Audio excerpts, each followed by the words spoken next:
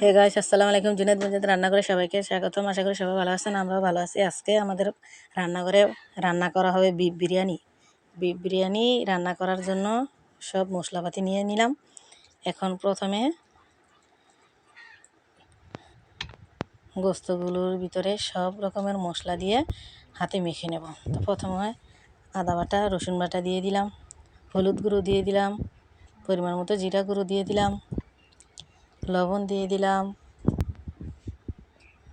মরিচের গুঁড়া দিয়ে দিলাম, পেঁয়াজ কুচি দিয়ে দিলাম, গরম মশলা, তেজপাতা, একটু সয়া সস দিয়ে দিলাম। তেল দিয়ে হাতে সুন্দর করে মেখে নেব। মশলাগুলো হাতে মাখলে সুন্দর করে মাখা হয়। হাতটাও দিয়ে নিলাম।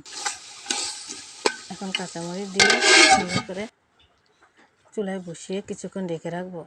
গোস্ত কষানো ডান। গোস্ত কষানো হয়ে গেছে। এখন আবারও ঢাকনা রেখে সুন্দর করে নেড়ে চেড়ে নেব।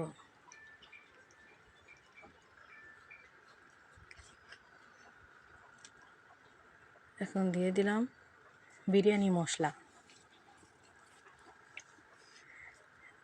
বিরিয়ানি মশলা দেওয়ার পর পোলাওর চালগুলা আগে দিয়ে রাখা হয়েছে। পোলাওর চালগুলা সুন্দর করে গোস্তের ভিতরে নাড়াচাড়া করে চাল দেওয়া হয়ে গেছে। সুন্দর মতন পরিমাণ মতো পানি দিয়ে সুন্দর করে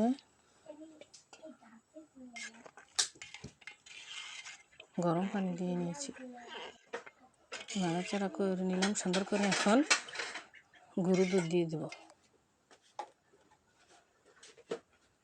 গুঁড়া দুধ দিয়ে সুন্দর করে আবারও নেড়ে চেড়ে ভেজে রাখা আলুগুলো এক এক করে দিয়ে দেব। ভেজে রাখা আলু দেওয়ার পর পেঁয়াজ বেরেস্তা দিয়ে দেব। পেঁয়াজ বেরেস্তা দেওয়া হয়ে গেছে। এখন কাঁচামরিচগুলো সুন্দর করে দিয়ে দেব। কাঁচামরিচ দেওয়া হয়ে গেছে।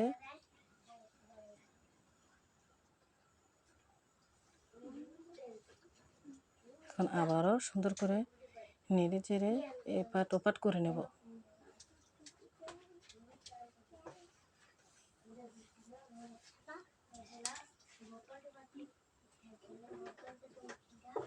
এখন আমাদের বিফ বিরিয়ানি রান্না করা ডান। এখন প্লেটে সুন্দর করে বেড়ে নিয়ে জুনেদ মজিদকে খেতে দেব। আজকের ভিডিও এই পর্যন্তই। সবাই ভালো থাকবেন, সুস্থ থাকবেন, বেশি বেশি করে লাইক কমেন্ট করবেন। দেখা হয়ে যাবে নেক্সট কোনো ভিডিওতে। আল্লাহ হাফেজ, আসসালামু আলাইকুম।